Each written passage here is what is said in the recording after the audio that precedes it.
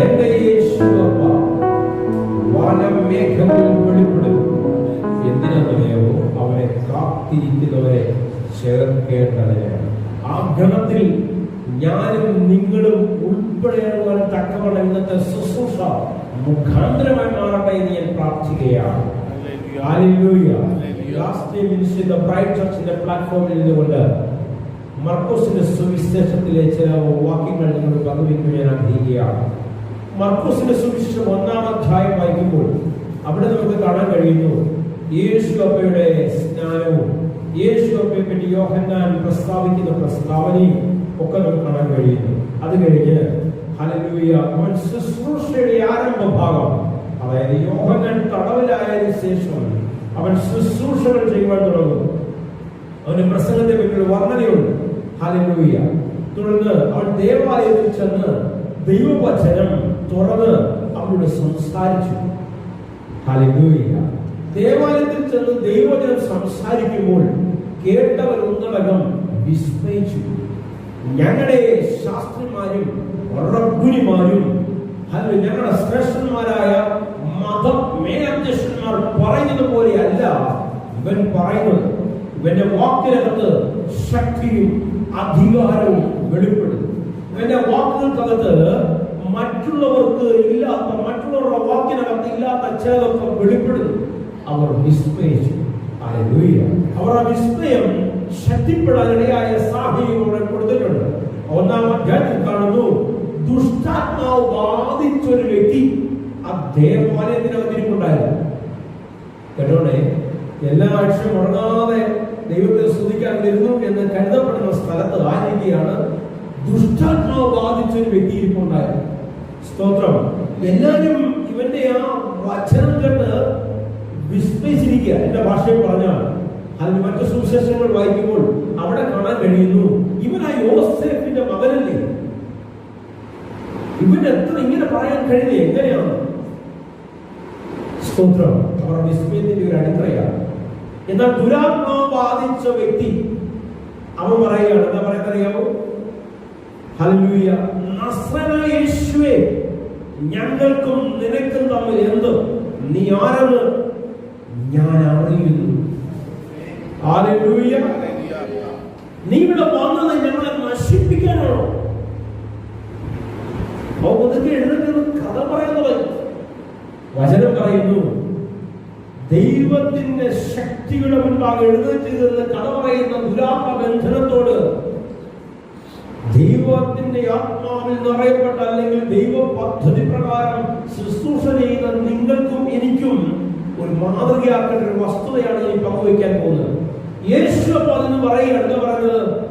ഇത്രയും പേർക്ക് വെളിപ്പെടാതിരുന്ന കാര്യം നിനക്ക് വെളിപ്പെട്ടല്ലോ, നീ ഇതൊന്ന് വെളിപ്പെടുത്തിത്താ എന്നൊന്നും അല്ല കർത്താവ് പറഞ്ഞത്. കർത്താവിനെ ശാസിച്ചു.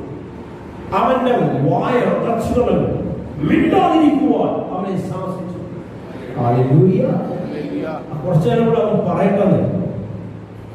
കുറച്ചു നേരം കൂടെ ആർക്കും വെളിപ്പെടാൻ പറ്റാത്ത, അല്ലെങ്കിൽ ആർക്കും വെളിപ്പെടാതെ കിട്ടിയിരുന്ന പുതിയൊരു മർമ്മം വെളിപ്പെട്ടതല്ലേ, പറയട്ടെ എന്നൊന്നും കർത്താവ് പറഞ്ഞില്ല. അല്ലെ, നീ ആരാ, എവിടുന്നാ വന്നത്, എന്താ അതിന്റെ ഉദ്ദേശം? ഇന്നത്തെ പല ശുശ്രൂഷകൾ കാണാറില്ലേ അങ്ങനെയൊക്കെ? ഇതൊന്നും യേശുവപ്പയുടെ ശുശ്രൂഷയില്ലായിരുന്നു. കർത്താവ് ചെയ്തു, അടങ്ങാൻ കൽപ്പിച്ചു, അവനെ ശാസിച്ചു, ഭൂതത്തോട് അവനെ ശരീരത്തിൽ നിന്ന് വിട്ടുപോകാൻ കൽപ്പിച്ചു. വചനത്തിലിരിക്കുന്നു, ഭൂതം ബാധിച്ചവൻ നിലത്ത് വീണ് ഉരുണ്ട് അവനെ ഭൂതം നിലത്തിട്ട് ഉഴച്ച് ഇന്ന് നിലത്തിട്ട് വലിച്ച് അവന്റെ ശരീരത്തിൽ നിന്ന് വിട്ടുമാറും. അവൻ ഫ്രീ ആയി. കുറച്ചുപേരൊക്കെ ഇറങ്ങിയേക്കുക. കൈവെക്കുമ്പോൾ പ്രാർത്ഥിക്കുമ്പോൾ ചിലർക്ക് തെറിച്ചു പോകുന്നു, കിടന്ന് പെടയുന്നു, ഉരുളുന്നു, ഭൂതങ്ങളുടെ മേലൊക്കെ ജയമെടുക്കുന്നു. ഇതൊക്കെ ചുമ്മാ വെട്ടിപ്പാണെന്ന്. വിശുദ്ധ ബൈബിള് വെട്ടിപ്പാന്ന് പറയുന്നവർക്ക് ഇത് പറയാം. പക്ഷെ വിശുദ്ധ ബൈബിള് സത്യമാണെന്ന് പറയുന്നിടത്ത് മറുഭാഗത്ത് പറയുന്നെങ്കിൽ അവർ ചലിക്കുന്നത് യേശു ക്രിസ്തുവിന്റെ ആത്മാവിനാലല്ല. വചനം പറഞ്ഞു യേശു അവനെ ശാസിച്ചു. പിന്നെ ഭൂതം അവിടെ ഇരുന്നില്ല. ഭൂതം എന്ത് ചെയ്തു? പിന്നെ വാക്ക് പിന്നെ ശാസിച്ച സമയത്ത് തന്നെ എന്ത് ചെയ്തു? താഴെപ്പോയി ശരീരത്തിൽ നിന്നും ഭൂതം വിട്ടുമാറി.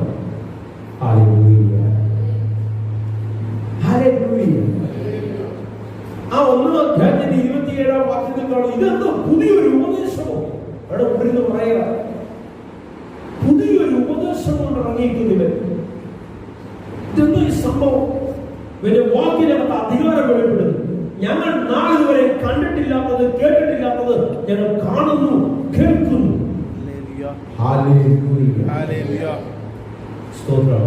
അപ്പൊ അശുദ്ധാത്മാക്കളെ ശാസിച്ച് പുറത്താക്കുന്ന കർത്താവിന്റെ പ്രവൃത്തി കണ്ട് ഈ സുവിശേഷത്തെ മറ്റൊരു ഉപദേശം എന്ന് നമ്മൾ വിളിക്കുകയും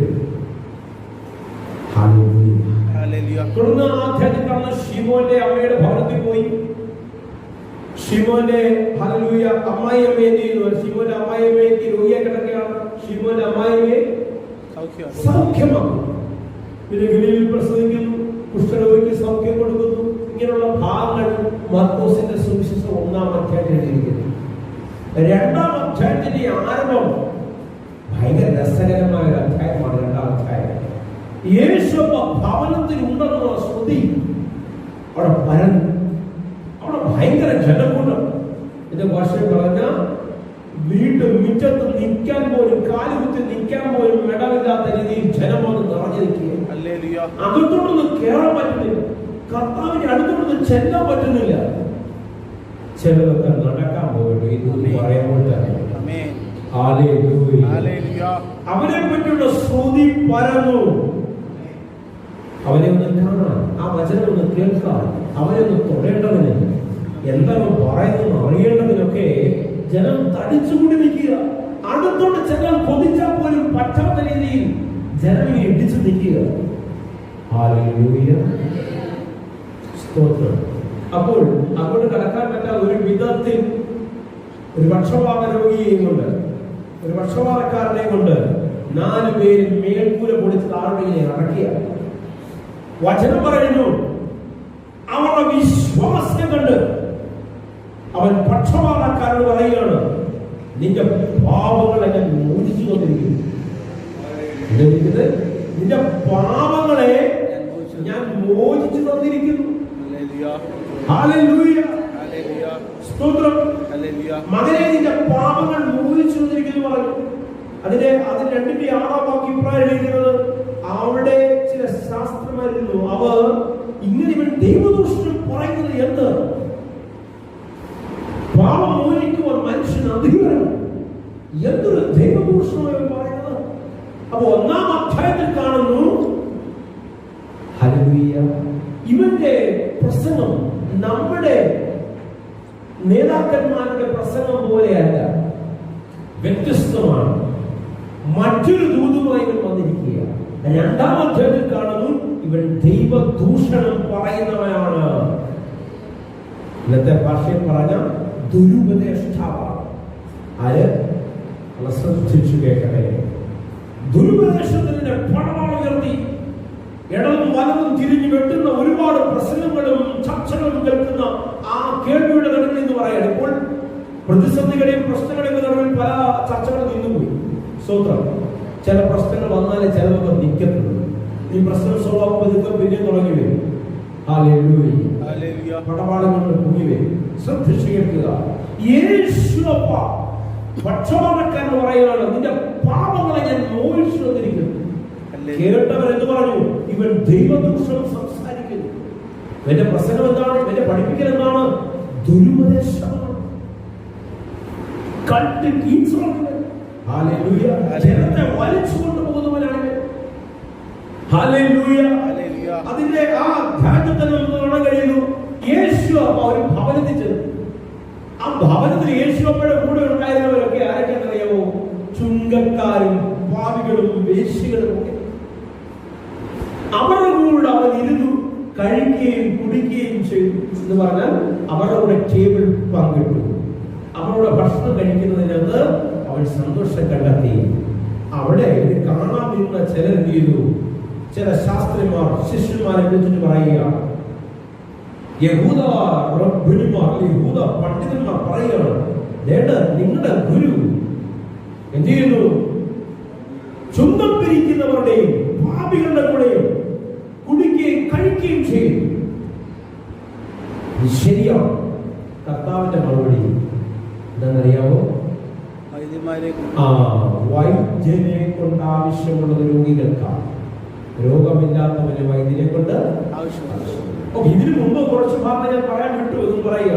ഈ പക്ഷപാതക്കാരനെ ചുവന്ന താഴോട്ട് കൊണ്ടുവന്നില്ല. കർത്താവ് അതിന്റെ പാപങ്ങളെ മോചിച്ചു വന്നിരിക്കുന്നു എന്ന് പറഞ്ഞപ്പോൾ ഇവര് മറന്നിരിക്കുന്നവരോട് കർത്താവ് കുറെ കാര്യങ്ങൾ സംസാരിക്കുന്നുണ്ട്. എഴുന്നേറ്റ് കിടക്കെടുത്ത് നടക്കുക എന്ന് പറയുക, ഏതാണോ വിഹിതം എന്നൊക്കെ ചോദിക്കുന്നു. ഇങ്ങനെ ചോദിക്കുന്നത് നടുവിൽ വെച്ച് എന്ത് ചെയ്യാണ്? അല്ലെങ്കിൽ ഇതെല്ലാം കേട്ടുകൊണ്ട് വാസ്തവത്തിൽ ഇവൻ കിടക്കുകയാണ്. ഇവനെങ്ങനെ ഇറങ്ങിയത്? ഇവന് സൗഖ്യം കൊടുക്കാൻ കർത്താവ് ഇഷ്ടം തോന്നി എന്നുള്ള ഇവന്റെ വിശ്വാസം കണ്ടിട്ടില്ല. ഈ ചുമ്മിക്കൊണ്ട് വന്ന നാലുകളുടെ വിശ്വാസം കണ്ടിട്ടാണ്. വാസ്തവത്തിൽ ഇവന്റെ വിശ്വാസം എപ്പോഴാണ് വർദ്ധിച്ചത് ചോദിച്ചാൽ, യഹൂദ റബ്ബുനിമാരുമായി യേശു അപ്പ ഒരു ഇന്ററാക്ഷൻ നടക്കുകയാണ്, ഒരു ഇടപെടൽ, ഒരു സംസാരം, പരസ്പരം ഒരു സംഭാഷണം ഉണ്ടാകുകയാണ്. ഈ സംഭാഷണം കേട്ടുകൊണ്ട് ഇരിക്കുന്നവന്റെ ആ കിടക്കയിൽ കിടക്കുന്നവന്റെ ജീവിതത്തിലേക്ക് വിശ്വാസത്തിന്റെ തിരികെത്തുകയാണ്. സ്തോത്രം. പാപങ്ങളെ മോചിക്കുവാൻ മനുഷ്യത്തിന് ഉണ്ടെന്ന് നിങ്ങൾ അറിയേണ്ടതിന് കിടക്കെന്ന് ചാടി എഴുന്നേൽക്കുക. ആ കിടക്ക സഹിതം പൊക്കിയും എടുക്കും. അടുത്തതാണ് ലേവിയെ വിളിക്കുന്നതും അത് കഴിഞ്ഞിട്ട് അവൻ പരീക്ഷന്മാരുടെയും അവൻ ചുങ്കക്കാരുടെയും പാപികളുടെയും ഒക്കെ കൂടെ ചെയ്തു ആഹാരം കഴിക്കുന്നു. അപ്പം അവിടെ ശിഷ്യന്മാരോട് ചോദിക്കുന്ന ഒരു ചോദ്യമുണ്ട്. എന്താ ചോദ്യം? ഇത് നിങ്ങളുടെ ഗുരുവിധ പാപികളോടിരുന്ന ഭക്ഷണം കഴിക്കും, ഇതാണോ നിങ്ങളുടെ ഗുരു, ഇതാണോ ദൈവിക പദ്ധതി? അവിടെ കർത്താവ് കൊടുക്കുന്ന മറുപടിയാണ്. ചുങ്കക്കാരോട് പാപികളെ പറ്റി പറയാൻ കർത്താവ് മറുപടി എന്താ പറയുന്ന മറുപടി? വൈദ്യരെ കൊണ്ട് ആവശ്യമാകാം രോഗികൾക്ക്. അല്ലേ? ലോകപ്രകാരം രോഗം ബാധിച്ചവന് ആരെടുത്തു പോകും? വൈദ്യന്റെ അടുത്ത് പോകും. അപ്പൊ പാപികളും പാപത്തിന്റെ ശക്തിയുള്ള രോഗബന്ധനത്തിൽ അകപ്പെട്ടവന് വൈദ്യരെ കൊണ്ട് ആവശ്യമുണ്ട് പറയുകയാണ്. പക്ഷെ നാളിതുവരെ ലോകപ്രകാരം ഒരു വൈദ്യന്റെ അടുത്ത് എന്നൊരു മനുഷ്യൻ പറയാറില്ല, ഡോക്ടറെ ഞാൻ ഇന്നലെ ഒരു 15 കള്ളം പറയാം, അത് കള്ളം പറയാനും അല്ലെങ്കിൽ ഞാൻ ഇന്ന വൃത്തികൾ ഇന്നലെ ചെയ്തു, അത് ചെയ്യാതിരിക്കാൻ ഒരു മരുന്ന് എനിക്ക് തരാമോ? ഡോക്ടർ പറയുന്നത് എനിക്ക് ഇവിടെ അല്ല പറ്റിയത്,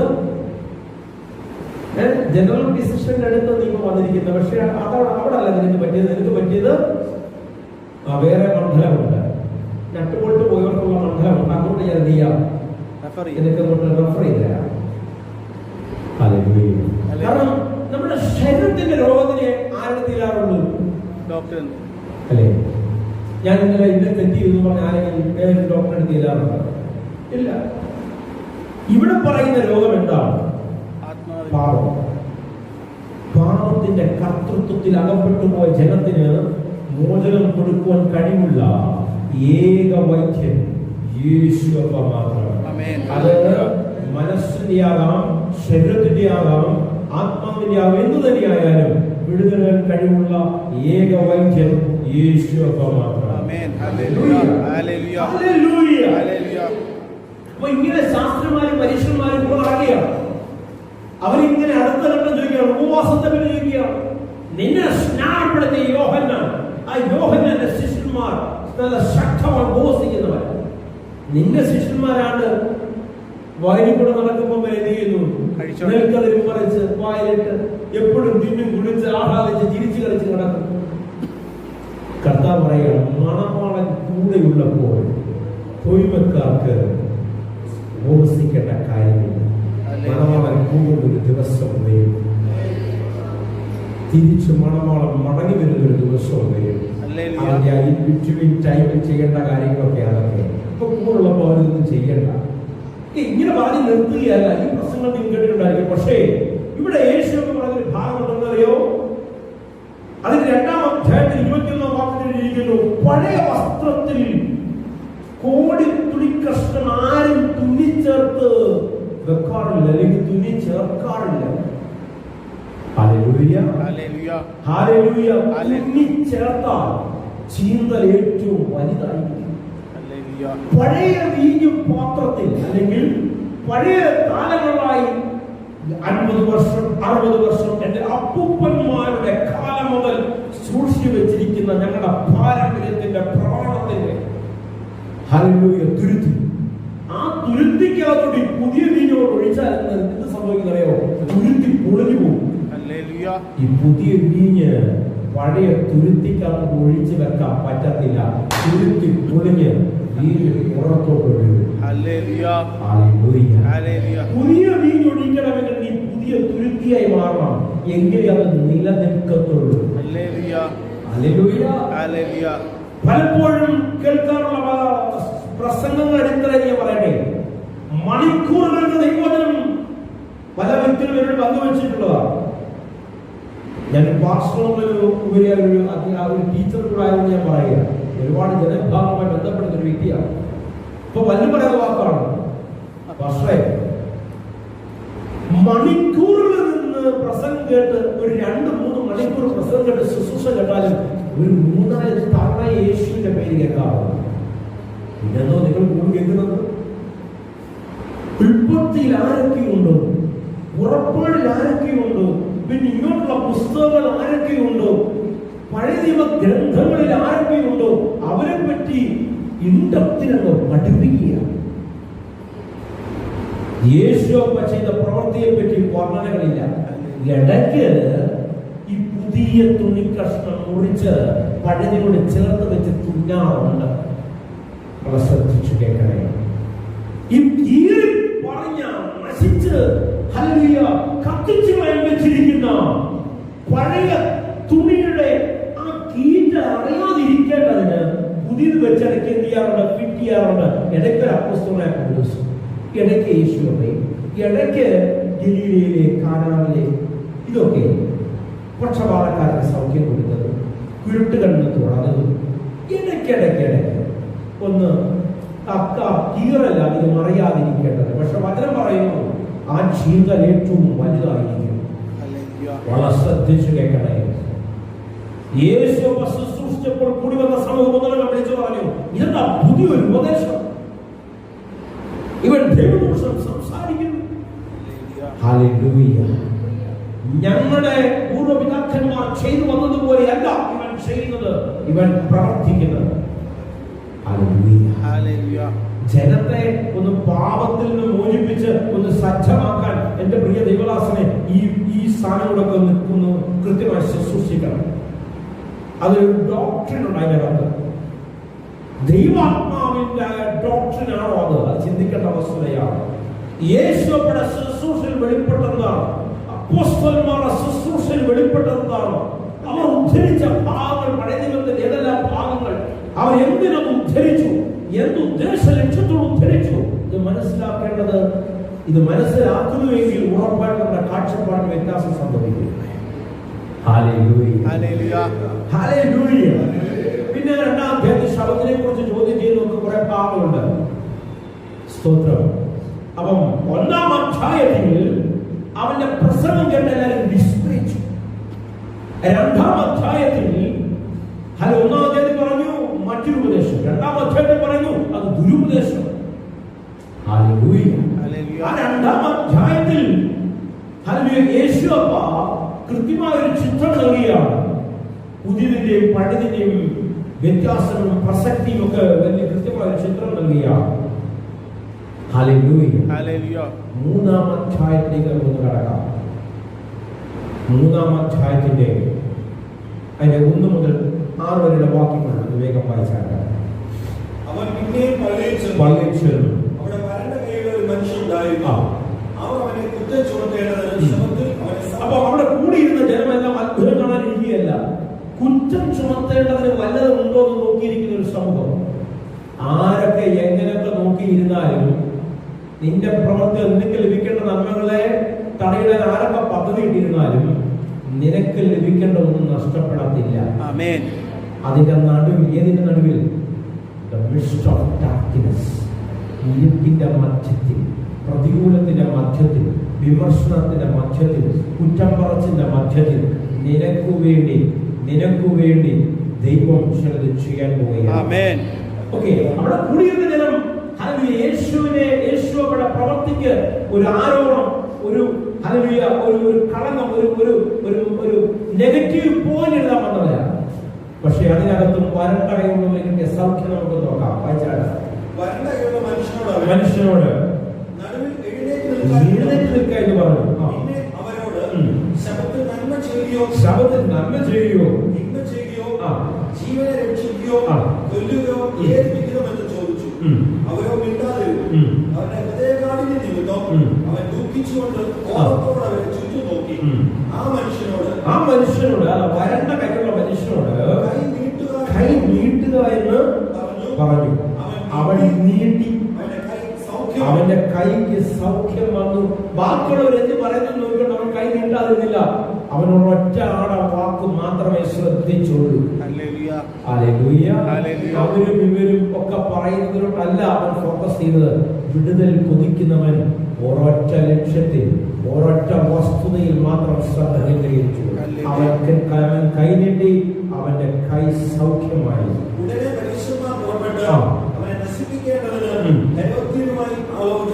ആലോചന കഴിച്ചു. 10-ാമത്തെ വാക്യം 10, 11, 12.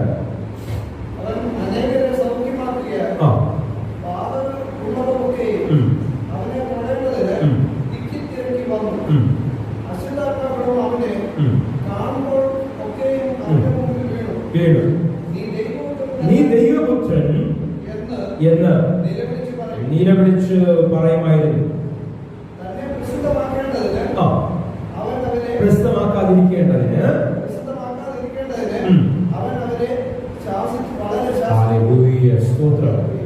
ലോകത്തിന് മനസ്സിലാക്കാൻ പറ്റാത്ത, യഹൂദ ന്യായ പ്രമാണത്തിന് പിടികിട്ടാത്ത, സാധാരണ മനുഷ്യന്റെ ബുദ്ധിക്ക് പിടികിട്ടാത്ത ഒരു മണ്ഡലം പൈശാചിക വ്യാപാരത്തിൽ നിറയപ്പെട്ടവർക്ക് മനസ്സിലാകുകയാണ് ഇവൻ ദൈവപുത്രനാണ്.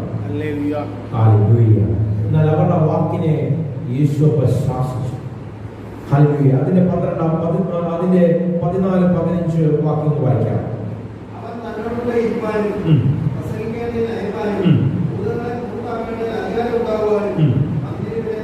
12 പേരെ അധികാരം കൊടുക്കുകയാണ്. എന്തിനുള്ള അധികാരം? പ്രസംഗിക്കുവാൻ, ഭൂതഗണമേ ജയമെടുക്കുവാൻ. ഹല്ലേലൂയ! അവർക്ക് അധികാരവും ശക്തിയും പ്രദാനം ചെയ്തു. ഹല്ലേലൂയ! ഹല്ലേലൂയ! ഹല്ലേലൂയ! ദൈവിക അധികാരം നിന്റെ മേൽ വന്ന് നിറയുന്ന വർഷമാണ്. ആമേൻ. ദുഷ്ട പൈശാചിക വ്യാപാരങ്ങളെ ജയമെടുക്കുന്ന ഒരു വർഷമാണ്. ആമേൻ. ആമേൻ പറഞ്ഞേ. ഹല്ലേലൂയ! ഹല്ലേലൂയ! ഹല്ലേലൂയ! ആ അധ്യായത്തിന്റെ തന്നെ അതിന്റെ 22 വരെ വായിച്ചാണ്. യെരൂശലേമിൽ നിന്ന് വന്ന ശാസ്ത്രിമാരും അവരെ ബേത്സബൂൽ കൊണ്ട് ഭൂതങ്ങളുടെ തലവനെ കൊണ്ട് അവൻ ഭൂതങ്ങളെ പുറത്താക്കുന്നു. അവിടെ കൂടിയിരുന്ന യഹൂദന്മാരുടെ വാക്കുകളുണ്ട്. ഭൂതങ്ങളുടെ തലവനെ കൊണ്ട് ഭൂതങ്ങളെ പുറത്താക്കുന്നു എന്ന് പറഞ്ഞു. അടുക്ക വിളിച്ച് സാത്താനെ എങ്ങനെ പുറത്താക്കാൻ കഴിയും? വളരെ ശ്രദ്ധിച്ചു കേൾക്കണേ, വളരെ ശ്രദ്ധിച്ചു കേൾക്കണം. ഇന്ന് വാദഗതികൾ ആത്മമണ്ഡലത്തിൽ ഉയർന്നു വരുന്ന വാദഗതികൾക്കുമുള്ള കൃത്യമായ ഒരു ഉത്തരമാണ്.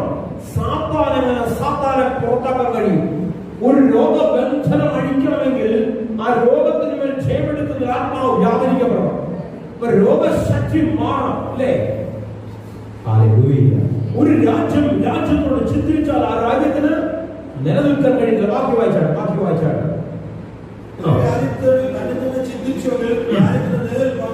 കഴിയില്ല. ഒരു വീട് തന്നിൽ തന്നെ ചിന്തിച്ചുവെങ്കിൽ ആ വീട് നിലനിൽക്കാൻ കഴിയില്ല. ആ വീട്ടിലെ അപ്പനും അമ്മയും മക്കളും എല്ലാം കൂട്ടത്തല്ല, ബഹളവും ആടിയും വഴക്കുക. സ്തോത്രം. ആ വീട് നിലനിൽക്കത്തില്ല, വീട് തകർന്നു പോകും. അപ്പൊ ഈ സാത്താന്റെ ശക്തി കൊണ്ട് ഞാൻ എങ്ങനെ സാത്താനെ പുറത്താവും? അപ്പൊ എന്ത് ചെയ്യുന്നു? അത് രണ്ടും എന്ത് ചെയ്യുന്നു? വിരുദ്ധ വസ്തുതകളാണ്. നിങ്ങളുടെ വാദഗതികൾ തന്നെ തെറ്റാണ്. ആര് പറയാണ്? യേശു പറയുകയാണ്. നിലനിൽപ്പാൻ കഴിയില്ല. അവസാനം നമുക്ക് അടങ്ങിയിരിക്കട്ടെ. 28-ാം വാക്യം 28, 23, 30 വേഗം വായിക്കട്ടെ.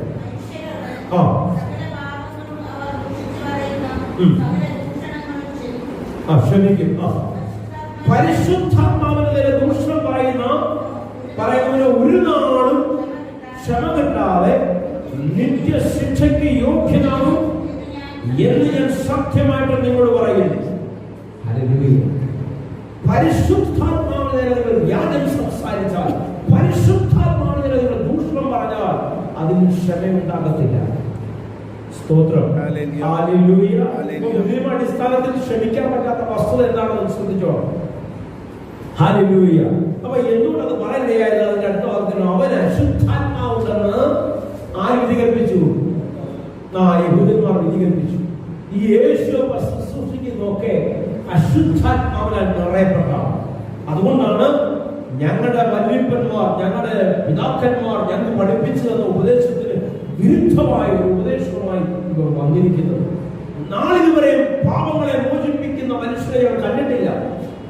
പാപം മോചിക്കണമെങ്കിൽ അവിടെ ചില കർമ്മങ്ങൾ നടക്കണം. പഴയ വ്യവസ്ഥയിൽ നിന്നും ഒരുവിന് രോഗമുണ്ടാകണമെങ്കിൽ, മരണത്തിലേക്ക് അവൻ എത്തപ്പെടണമെങ്കിൽ പാപം കർത്തൃത്വം നടത്തണം. പാപത്തിൽ നിന്നൊരു മോചനം ഉണ്ടാകണമെങ്കിൽ മോശ കൽപ്പിച്ച ന്യായപ്രമാണ പ്രകാരമുള്ള കൽപ്പനകളും ഉടമ്പടികളും വ്യവസ്ഥകളും അവൻ അനുസരിച്ചിരിക്കണം. അവൻ യാഗം കഴിക്കണം. ആ യാഗ രക്തം അവന്റെ ശുദ്ധീകരണത്തിന് ഹേതുവായി മാറിയേക്കാം. ഹല്ലേലൂയ. അവന്റെ പാപങ്ങൾ കൊടിയമായതാണെങ്കിൽ, അല്ലെങ്കിൽ ദൈവത്തിന് പൊറുക്കാൻ പറ്റാത്തതാണെങ്കിൽ, ഹല്ലേലൂയ, ആ ശുശ്രൂഷ ദൈവം കൈക്കൊള്ളത്തില്ല. പിന്നെ എന്ത് ചെയ്യണം? പിന്നെയും കർമ്മങ്ങൾ പിന്നെയും ചെയ്തുകൊണ്ടിരിക്കണം. എന്നാൽ ഇവിടെ പാപിയായ ഒരു വ്യക്തി, രോഗിയായ ഒരു വ്യക്തിയോട് കർത്താവ് പറയാണ്, നിന്റെ പാപങ്ങളെ ഞാൻ മോചിച്ച് തന്നിരിക്കുന്നു. ഒരിക്കലും അക്സെപ്റ്റ് ചെയ്യാൻ പറ്റാത്ത ഒരു വസ്തുത. കാരണം കാലങ്ങളായി അവർ പഠിച്ചു മനസ്സിലാക്കി വന്ന തത്വങ്ങൾക്ക് വിരുദ്ധമായ ഒന്നാണ് യേശുവയുടെ ശുശ്രൂഷ. പഴയ നിയമത്തിന്റെ അടിത്തറയിൽ നിന്നുകൊണ്ട് ക്രിസ്തുവിന്റെ ശുശ്രൂഷ അളക്കുന്ന ആ അളവ് പോലാണ് നമുക്ക് ഇവിടെ കാണാൻ കഴിയും. ഓക്കെ, എത്രാമത്തെ വാക്യം നമ്മൾ വായിച്ചത്? ഓക്കെ, അവന്റെ മേൽ അശുദ്ധാത്മാവുണ്ട് എന്ന് അവൻ വിധികൽപ്പിച്ചിട്ടുണ്ട്. ഓക്കെ, അതിന് 33, 34, 35 വാക്കുകൾ നമുക്കൊന്ന് വേഗം വായിക്കാം.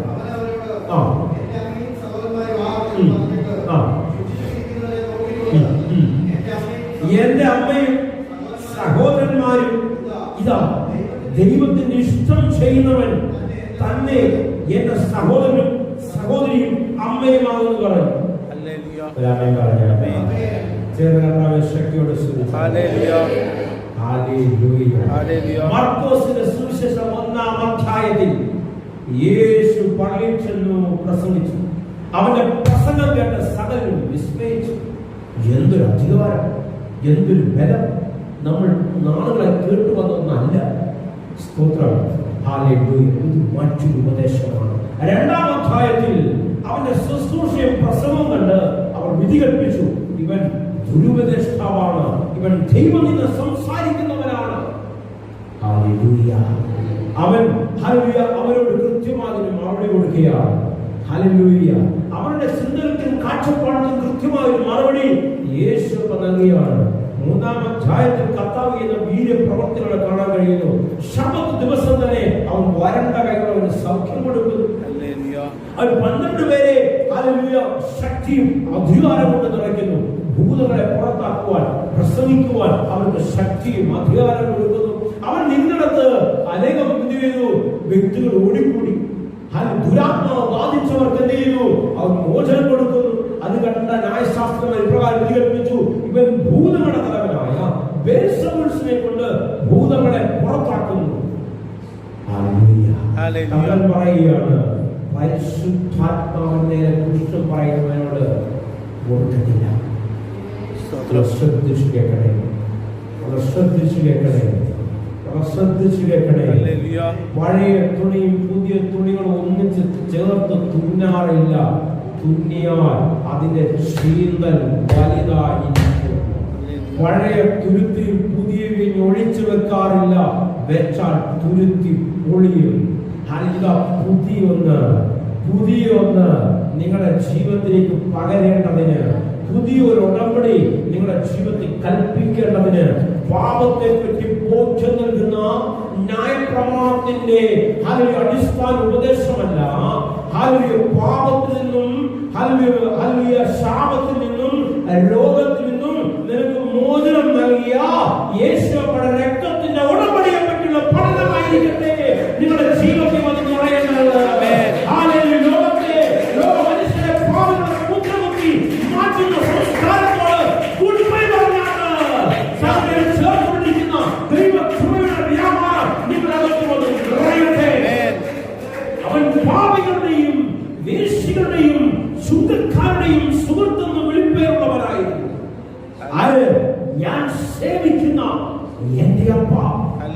എന്തൊരു അസംബന്ധമാണ് ദൈവവചനത്തിന്റെ മറവിൽ നിന്നുകൊണ്ട് സംസാരിക്കുന്നത്.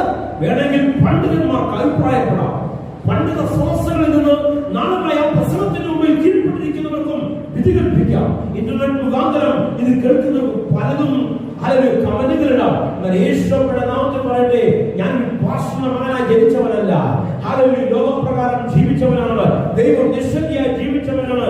ദൈവമില്ല എന്ന് ഹാലലൂയ വ്യക്തമായ ബോധ്യത്തോടെ മറ്റുള്ളവരെ പഠിപ്പിച്ചവനാണ്. ഹാലലൂയ, എന്നെ തേടി വന്ന എന്റെ പാപങ്ങളും തിന്മകളും നോക്കാതെ എന്നിലേക്ക് ഇറങ്ങി വന്ന എന്റെ തളർന്ന മുന്നിനെ എഴുന്നേൽപ്പിച്ച എന്റെ ജീവിതത്തിൽ പാപത്തെ എന്റെ ശക്തിയെ എഴുത്തുമാറ്റിയ രോഗങ്ങൾക്ക് എനിക്ക് സ്വാതന്ത്ര്യം നൽകിയ എന്റെ കർത്താവിന്റെ ഉപദേശമത്രേ ഞാൻ നിങ്ങളോട് പങ്കുവെക്കുന്നത്. സ്തോത്രം, സ്തോത്രം, മരുഭൂമിയിൽ മഞ്ഞ ലഭിച്ചു, കാടപ്പക്ഷിയെ ലഭിച്ചു, എന്നിട്ടും ജനം മറുതലിച്ചു. സ്തോത്രം, ഹല്ലേലൂയ, ഹല്ലേലൂയ, ഹല്ലേലൂയ. വെള്ളമില്ലാത്തതിന്റെ നടുവിൽ അവർക്ക് വെള്ളത്തെ തുറന്നു കൊടുത്തു, എന്നിട്ടും അവർ മറുതലിച്ചു. ഹല്ലേലൂയ.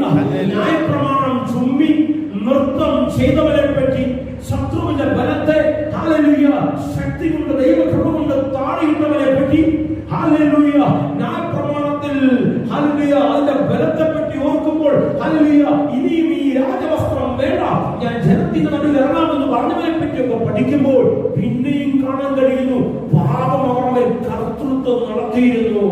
ഹല്ലേലൂയ, കൊലപാതകം, വ്യഭിചാരം, ഇതെല്ലാം ന്യായപ്രമാണം ചുമ്മുന്നവന്റെ ഒക്കെ ജീവിതത്തിൽ കയറി വന്നപ്പോൾ യേശുവിൽ ആശ്രയിക്കുന്ന ജനമേ, യേശുവിൽ ആശ്രയിക്കുന്ന ജനമേ, നിങ്ങളോട് ഞാൻ പറയട്ടെ, അവന്റെ രക്തത്തിൽ ആശ്രയിച്ചാൽ പാപത്തിൽ നിന്റെ മേൽ കർത്തൃത്വം നടത്താൻ കഴിയത്തില്ലെന്ന് ഞാൻ അടിവരയിട്ട് പ്രഖ്യാപിക്കുകയാണ്. തിന്മ ചെയ്യാൻ കൊതിച്ചാൽ പോലും നിന്നെ അങ്ങോട്ട് വിടാത്ത പരിശുദ്ധാത്മാവിന്റെ ജീവിതത്തിൽ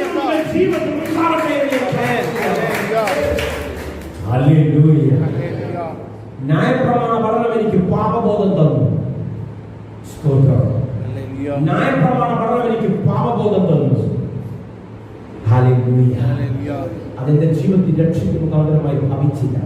ഭവിച്ചിരുന്നുവെങ്കിൽ ഈ പുതിയതിന്റെ സ്ഥാനമില്ലായിരുന്നു. യഹൂദൻ പോലും തള്ളിക്കളഞ്ഞതിനെ ചുമലെടുത്ത് നടക്കുന്ന ഒരുപാട് ജനങ്ങൾ ഞാൻ യേശുവിനെ പറ്റി പഠിക്കാൻ വേണ്ടി തന്നെയാണ് പഴയ നിയമ ഗ്രന്ഥങ്ങൾ വായിക്കുന്നത്. എന്തിനാ യേശുവ പറഞ്ഞത്? എന്ത് ദൗത്യത്തോടാണ് ഈ മാനവരാശിയെ ദൈവം സൃഷ്ടിച്ചത്? എന്നിട്ടും അടഞ്ഞുപോയ ജനത്തെ അവരുടെ അതിൽ നിന്ന് മോചിപ്പിക്കുന്നതിന് വേണ്ടി ജാതികളുടെയും വർഗങ്ങളുടെയും വംശങ്ങളുടെയും ഒക്കെ ആശയങ്ങളെ ഉൾക്കൊണ്ട് ദൈവവചനം അല്ലാത്തതും പലതും ദൈവജനത്തിന്റെ നടുവിൽ വന്ന് നിറഞ്ഞപ്പോൾ അതിൽ നിന്നും അവരെ മോചിപ്പിക്കുന്നതിന് വേണ്ടി യേശു ഭവനത്തിലാണ്.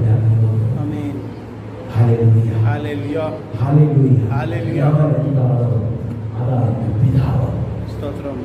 നിങ്ങൾ അറിഞ്ഞത് എന്റെ പിതാവിനെയല്ല. ആരോട് പറയുക? ന്യായപ്രമാണത്തിന്റെ മുഖത്തിലേക്ക് ഇരിക്കുന്ന യഹൂദനോട് പറയുക, നിങ്ങൾ അറിഞ്ഞത് എന്റെ പിതാവിനെയല്ല.